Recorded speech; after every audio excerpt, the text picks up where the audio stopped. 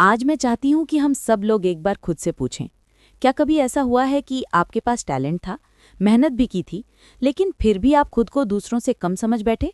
और ये सवाल सिर्फ आपके लिए नहीं है, ये हर किसी के लिए है। क्योंकि अक्सर हम सब ने कभी ना कभी शीतल जैसी फीलिंग्स महसूस की हैं। काबिलियत होते हुए भी बस आत्मविश्वास की कमी की वजह से पीछे रह जाना। शीतल की कहानी में सबसे बड़ी बात जो मुझे छू गई, वो ये थी कि स्कूल से लेके ऑफिस तक उसने हमेशा खुद को कम आंका।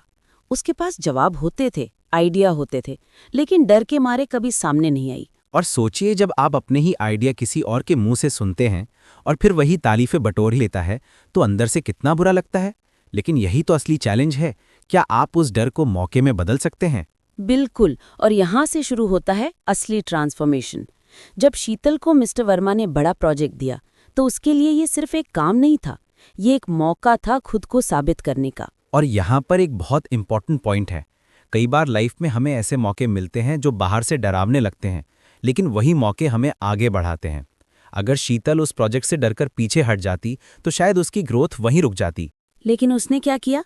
उसने अपनी दोस्त नेहा से बात की, और नेहा ने जो कहा वो हर किसी के लिए एक रिमाइंडर है।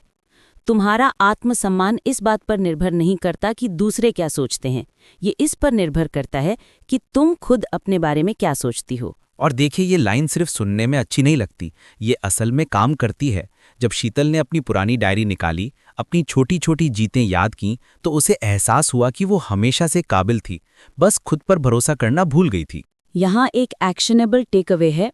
जब भी आपको लगे कि आप कमज़ोर हैं, तो अपनी पिछली उपलब्धियां याद करें, चाहे वो स्कूल का कोई छोटा सा इनाम हो या किसी टीचर की तारीफ। ये छोटी छोटी चीज़ें आपके कॉन्फिडेंस को रीसेट कर सकती हैं। और एक और पॉइंट, असफलता को एंड मत समझो। असफलता एक लेसन है, एक नया रास्ता दिखाती है। अगर आप हर गलती से सीखते हैं तो आप कभी पीछे नहीं रह सकते।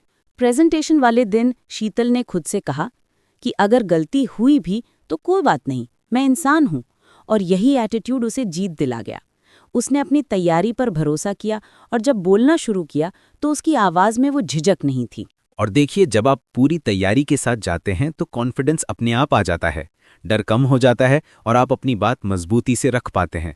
प्रेजेंटेशन के बाद जब मिस्टर वर्मा ने तालियां बजाई और कहा कि आज हमने एक नई शीतल देखी है, तो वो सिर्फ शीतल की जीत नहीं थी, वो हर उस इंसान की जीत थी जो कभी खुद पर शक करता है। और यहीं से असली उड़ान शुरू होती है।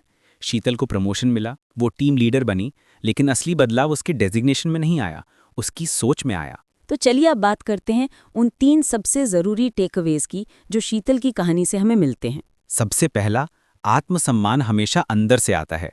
बाहर की तारीफें या आलोचनाएं टेम्पररी हैं, लेकिन खुद पर भरोसा हमेशा साथ रहता है। दूसरा, असफलता से डरना नहीं है, हर गलती एक नया सबक देती है।